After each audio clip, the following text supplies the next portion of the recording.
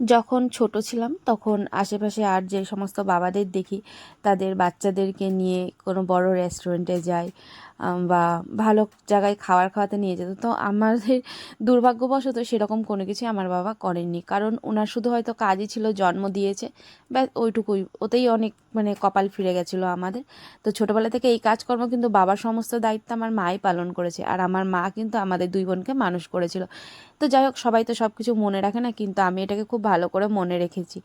আর আমি যখন ছোট ছিলাম তখন আমি আমার মাকে সবসময় বলতাম, মা আমি যখন বড় হব, কাজ করব, তখন আমি তোমাকে অনেক বড় রেস্টুরেন্টে নিয়ে যাব আর অনেক ভালো ভালো জিনিস কিনে দেবো। তো যাই হোক না কেন, সেই কথাগুলো আমার এখন প্রচুর মনে পড়ে। এখন যখন তোমাদের ভালোবাসা, তোমাদের আশীর্বাদে আমি একটু ইনকাম করছি, তো আমিও আজকে সুযোগ হয়েছে, এই ফার্স্ট টাইম আমি আমার মাকে নিয়ে এত বড় একটা রেস্টুরেন্টে এসেছি। মানে নিজের ইনকামে নিজের টাকায় খরচা করে মাকে নিয়ে এসেছি, এটা আমার কাছে আনন্দ টোটালটাই অন্যরকম।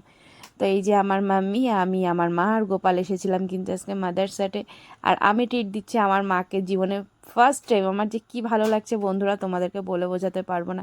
আমি কিন্তু ভীষণ হ্যাপি। তো মা বলছিল, গোপালকে সার্ভ কর, তুই সার্ভ করে নে, তারপরে কিন্তু আমি নেব।